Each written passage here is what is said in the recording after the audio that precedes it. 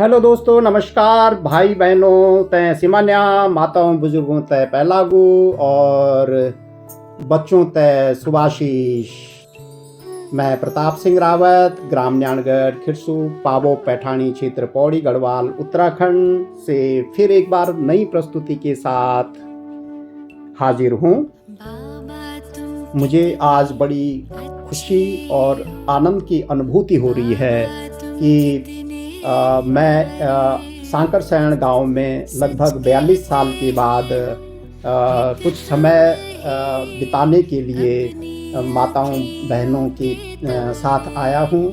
1983 में यहाँ से मैंने हाई स्कूल पास की। तब मैं अपनी बुआ जी यानी फूफू के घर रहता था, जो आज इस कार्यक्रम में उपस्थित हैं, और मुझे और भी आनंद की अनुभूति हो रही है कि जहाँ मैंने अपने जीवन की किशोरावस्था इस गांव के माताओं बहनों के साथ में, बड़े बुजुर्गों के साथ में यहाँ बिताई, उनके साथ में आज देवी देवताओं की महिमा और भजन कीर्तन और श्रीमद् भगवत गीता ज्ञान के बारे में चर्चा करने का सौभाग्य प्राप्त हो रहा है। और इसके लिए मैं परमपिता परमेश्वर परमात्मा को बहुत बहुत धन्यवाद करता हूँ कि उन्होंने मुझे इस तरह की सद्बुद्धि दी। और 40-42 साल मेरी यात्रा रही है जीवन की, उसमें मुझे सफलता हासिल करके दी। इसका भी मैं परमपिता परमेश्वर परमात्मा का बहुत बहुत शुक्रगुजार हूँ। आज की वीडियो में आपको सांकरसैण महादेव मंदिर में देवी देवताओं की महिमा में भजन कीर्तन और उनका श्रीमद् भगवत गीता ज्ञान के अनुसार उनकी आध्यात्मिक चर्चा की। ब्रह्मा कुमारी ममता दीदी ने विश्व भर में आजकल के हालातों पर ध्यानाकर्षण किया कि कैसे दुनिया में काम, वासना, क्रोध, लोभ, मोह, अहंकार, ईर्ष्या, घृणा, निंदा, द्वेष से लड़ाई झगड़े, मन मुटाव बढ़ रहे हैं। एक तरफ तो भक्ति भावना, तीर्थ यात्राएं और दान पुण्य बढ़ते जा रहे हैं, लेकिन दूसरी ओर दुख, अशांति कई गुना बढ़ रही है। जिस प्रकार आज पूरा विश्व गोला बारूद की ढेर और मिसाइलों की पहुंच में आकर विनाश की कगार पर खड़ा है, उसी प्रकार अधिकतर हमारे अंदर क्रोध, अहंकार, लोभ, मोह की आग इतनी बढ़ गई है कि छोटे छोटे बच्चे और युवा जिद में कुछ भी घातक कदम उठा लेते हैं, और युवक युवतियों में काम वासना से मारने काटने की खबर आए दिन देखने सुनने को मिलती रहती है। आज घोर कलयुग और आतंकवाद जैसी सभी निशानियां दिखाई दे रही हैं। हम सभी मनुष्य जो पहले पावन थे, अब पहले से ज़्यादा पतित हो गए हैं और देवत्व से आसुरी प्रवृत्ति वाले बन गए हैं। इसका कारण यह है कि हम इस कलयुगी अंधेरी रात रूपी अज्ञान से छुटकारा पाकर सतयुगी दिन रूपी ज्ञान प्राप्त करने के लिए भगवान द्वारा गाए हुए सर्वश्रेष्ठ ग्रंथ श्रीमद् भगवत गीता ज्ञान को धारण नहीं कर रहे हैं। तो भगवान अर्जुन से कहते हैं कि हे पार्थ, जब ऐसी स्थिति आ गई है तो यदा यदा ही धर्मस्य ग्लानिर्भवति भारत अभ्युत्थानम अधर्मस्य तदात्मानं सृजाम्यहम् परित्राणाय साधूनां विनाशायश्च दुष्कृतां धर्म संस्थापनार्थाय संभवामि युगे युगे। अर्थात जब जब धर्म की ग्लानि होती है, अधर्म का बाहुल्य हो जाता है, साधु संतों का अपमान हो जाता है, तो तब तब मैं इस धरा पर अवतरित होता हूँ साधु संतों को और मानव कल्याण के लिए, और इस धरती पर पुनः सनातन और सतयुग की स्थापना के लिए मैं इस धरती पर आता हूँ। इसके लिए भगवान स्वयं ब्रह्मा तन में आकर ब्रह्मा कुमार कुमारियों को ज्ञान देने के लिए इस धरती पर अवतरित हुए हैं, और फिर उन ब्रह्म कुमार भाइयों और ब्रह्म कुमारी बहनों के द्वारा हर एक मनुष्य को श्रीमद् भगवत गीता ज्ञान देकर पतित से पावन और शूद्र से ब्राह्मण और फिर देवता बनकर और बनाकर सतयुग की स्थापना कर रहे हैं। इस ईश्वरीय कार्य में हमारे साथ सभी लोगों का सहयोग भी चाहिए, क्योंकि यह ईश्वर का बहुत बड़ा यज्ञ है, जिसको आदि सनातन अश्वमेध रुद्र ज्ञान यज्ञ कहते हैं। और इसमें हम सब ने अपने अवगुणों और आसुरी विकारों की आहुति देकर देवी देवताओं जैसा सात्विक बनना है। और भगवान कहते हैं कि तुम एक कदम मेरी तरफ बढ़ेंगे तो मैं 1000 कदम तुम्हारी तरफ बढ़ूंगा, ताकि इस दुनिया में तुम्हारे हाथों और तुम्हारे सहयोग से सतयुग की स्थापना का कार्य संपन्न हो सके।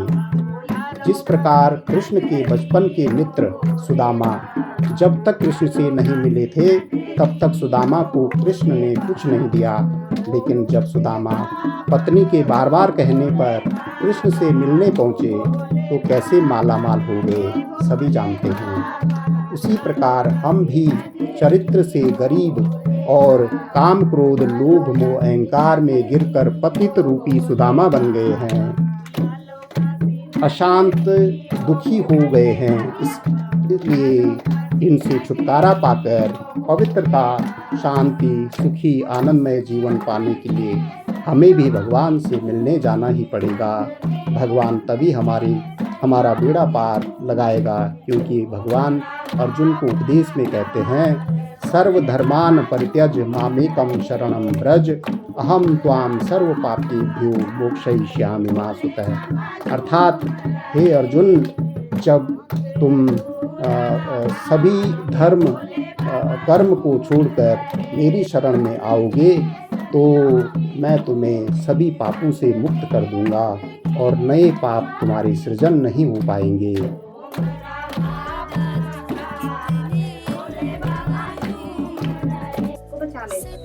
है ना। फिर उसके बाद दूसरा विश्व युद्ध हुआ तो बंदूक से लड़े, एक गोली मारी तो एक ही मरा, दूसरी गोली लगी तो 2 ही मरा। अब तीसरा विश्व युद्ध होगा तो एक मिसाइल चलेगी तो गाँव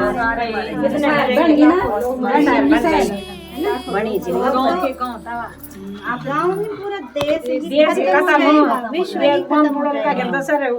खत्म। अब ये बताओ, वो मिसाइलें बन चुकी है ना, और उनके रिमोट किसके हाथ में? जिन्होंने उन मिसाइलों को बनाया है, उससे नहीं तो बनाया उन्होंने, बिगाड़ों के हाथ में। तो अब आप ये देखो, वो मिसाइल का एक बटन दबाएंगे, रिमोट कंट्रोल से चलती है ना वो, तो एक बटन दबाएंगे, जैसे हम टीवी के रिमोट का एक बटन दबाते हैं ना, और तुरंत उसका चैनल चेंज हो जाता है, तो ऐसे तुरंत वो ऑन हो जाता है। तो ऐसे ही भगवान भी ये कहते हैं कि जो मिसाइलें हैं उसका किसी ने एक बटन दबा दिया। अभी हम यहाँ पे आराम से बैठकर सत्संग कर रहे हैं, किसी को गुस्सा आ गया यहाँ बैठे बैठे, जब तक हम यहाँ बैठे हैं, और उन मिसाइल वालों को गुस्सा आ गया, उन्होंने दबा दी, हम अपने घर तक पहुँच पाएंगे? तो कहाँ बैठे हैं? मौत के टीले के ऊपर बैठे हैं, है ना। तो हम इतना भी नहीं कर सकेंगे, किसी ने एक भी मिसाइल चला दी ना, इतना भी नहीं है कि हम भगवान के जाके माथे टेके जाए। जैसे केदारनाथ में बाढ़ आई तो जब लोगों ने देखा बाढ़ आ गई, वो तुरंत मंदिर के पास भाग गए, उन्होंने शिवलिंग को पकड़ लिया, उनके पास इतना टाइम बच गया। लेकिन आज अगर किसी ने मिसाइल चला दी तो हमारे पास इतना टाइम भी है कि हम अंदर तक ही जा सकते नहीं है ना। देखो, हम बिल्कुल मौत के किनारे पे बैठे हुए हैं, लेकिन आज फिर भी हम क्या सोच रहे हैं, पता नहीं हम कितने साल और जिए, है ना। भगवान वही गीता सुना रहा है।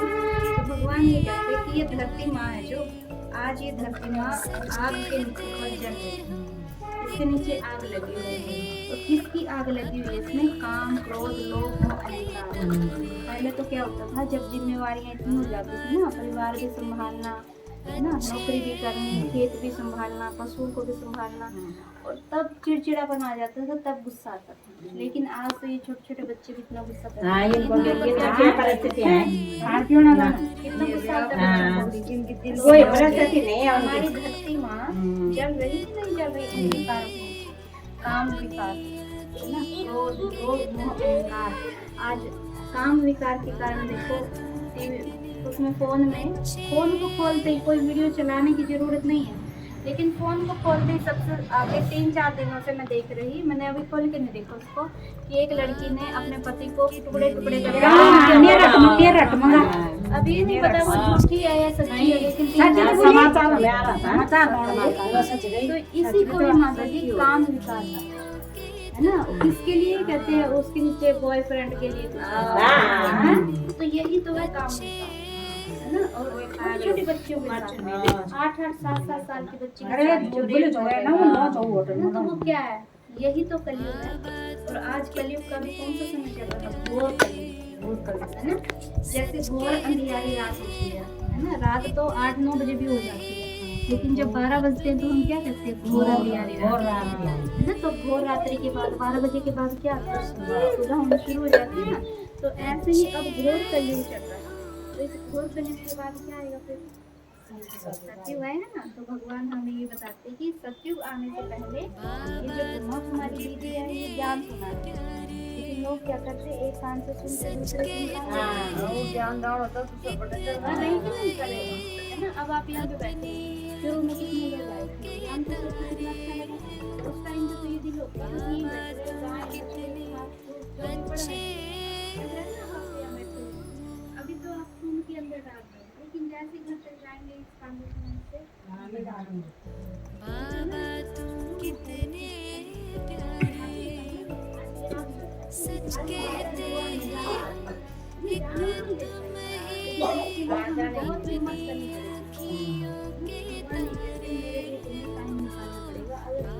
भगवान के लिए हम टाइम निकालेंगे ना, भगवान के लिए है ना।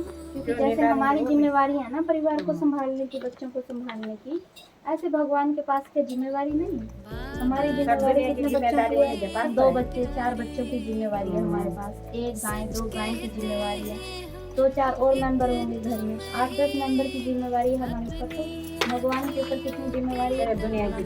अगर हम ये कहेंगे हे भगवान मेरे पास इस परिवार के लिए टाइम है, लेकिन आपके लिए मेरे पास फुर्सत नहीं है, तो जब हम भगवान के पास जाएंगे वो भी क्या कहेगा, बोलेंगे ऐसे, कहेगा कि नहीं कहेगा, है ना। आज अगर आप अपने किसी तो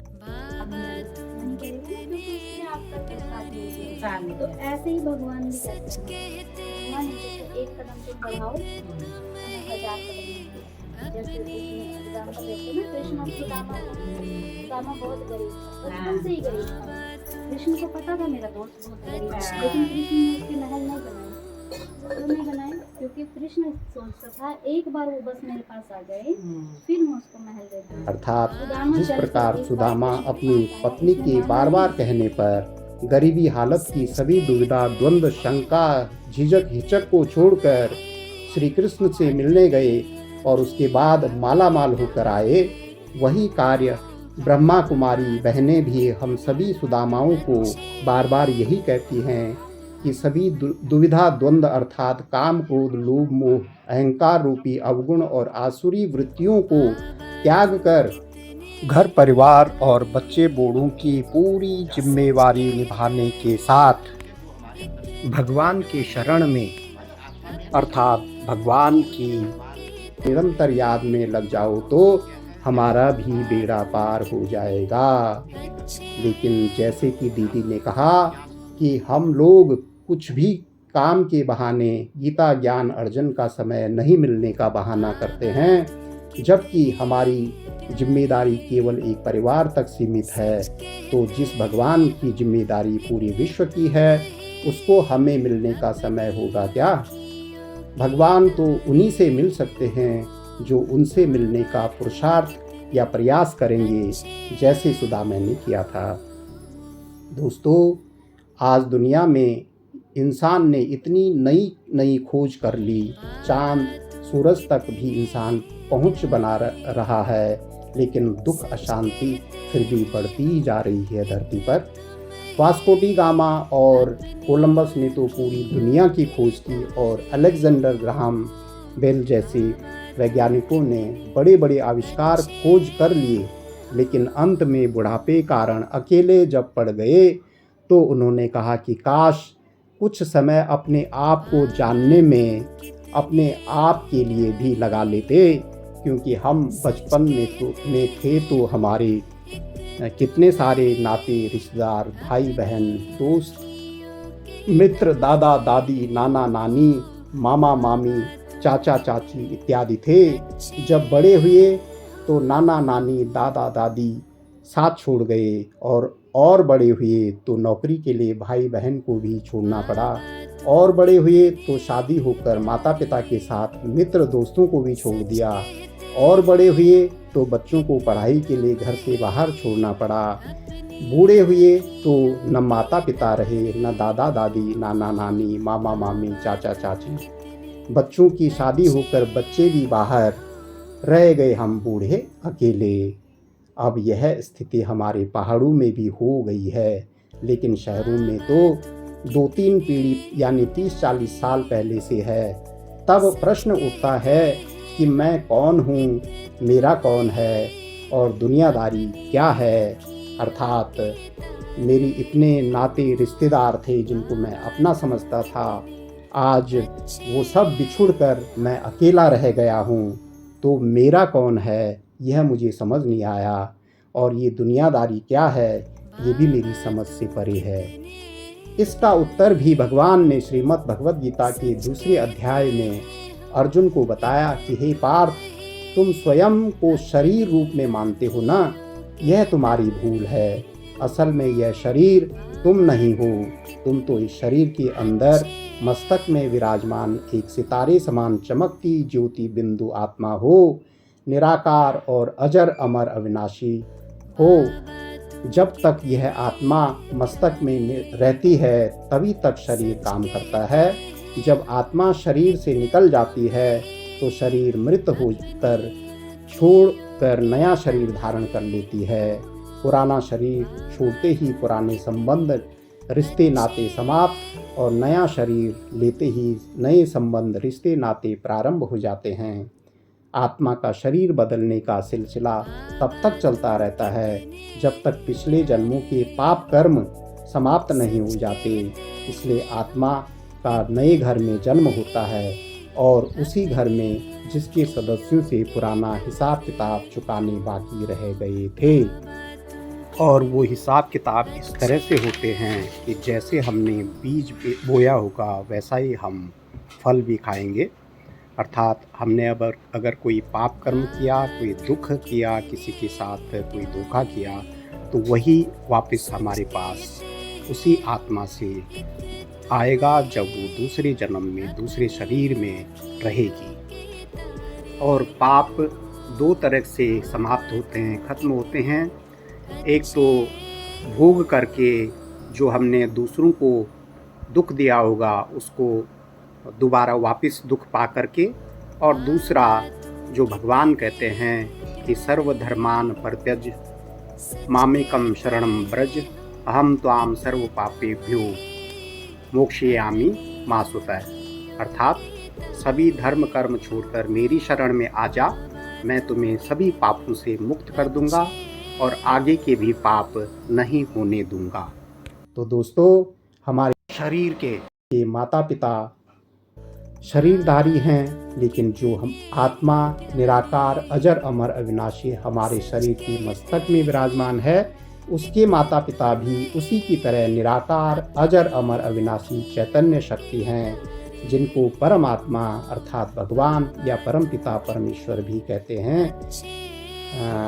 लेकिन हम आत्माएं अपने परम पिता को अज्ञानतावश कभी याद करते ही नहीं, क्योंकि हम शारीरिक संबंधों के भान में ही रहते हैं। इसलिए भगवान कहते हैं अंत में जब हम अकेले पड़ जाते हैं और कोई शरीरधारी रिश्ता साथ नहीं होता है तो हम दुखी और निराश हो जाते हैं। लेकिन असल में अज्ञानवश हम भूल बैठे हैं कि हम शरीर नहीं बल्कि शरीर को चलाने वाली चैतन्य शक्ति आत्मा है, और हम आत्मा रूप में परमपिता परमेश्वर परमात्मा के बच्चे अथवा संतान हैं। जिस प्रकार हम अपने शरीरधारी माता पिता को अगर याद नहीं करेंगे तो वे हमसे रूठ जाएंगे और हमें भी मन ही मन में और जीवन में कुछ ऐसा लगेगा कि हमारे अंदर कुछ खालीपन है। ठीक उसी प्रकार अपने परमपिता को भूल गए, उन्हीं को नहीं मिलने या नहीं याद करने के कारण मन में कुछ खालीपन रहता है, जिस कारण सब कुछ होते हुए भी अभावग्रस्त होकर उदास, मायूस या दुखी रहते हैं। एक बार हमें मैं कौन अथवा आत्मा और मेरा कौन अथवा परमात्मा का परिचय और मिलन हो जाता है तो हमारे मन में जो खालीपन होता है वह स्वतः ही समाप्त हो जाता है, और तब हमें भगवान को पाने की अलौकिक खुशी मिलती है, क्योंकि हमें तब समझ आता है कि यह दुनिया अर्थात सृष्टि एक नाटक मंच की तरह है और यह जीवन एक नाटक कथा है जिसके हम आत्माएं पाटधारी अथवा किरदार हैं। हम सभी किरदार अपनी प्रारब्ध अर्थात पाप पुण्य संस्कारों के अनुसार रोल निभा रहे हैं।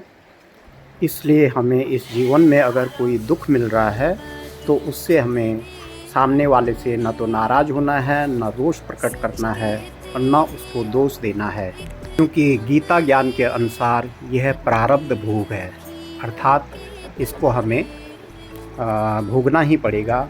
यह हमें श्रीमद् भगवत गीता ज्ञान भगवान के द्वारा उपदेश में यह ज्ञान मिलता है। इस ज्ञान की समझ से किसी के प्रति कभी मनमुटाव, रोष दोष नहीं आएगा और हम अपने परायों और सारी दुनिया से प्रेम प्यार के साथ रह सकते हैं। जब ऐसी स्थिति आ जाती है तो तब दिल कहता है, पाना था जो पा लिया, मुझे जहान मिल गया, धरती तो क्या आसमान मिल गया है। और इस अनुभूति से साथियों, मुझे आशा है आपको वीडियो में कैद किए गए भजन कीर्तन गीता ज्ञान के कुछ अंश और उसकी कमेंट्री में व्याख्या और महादेव मंदिर के आसपास की झलकियाँ अच्छी लगेंगी।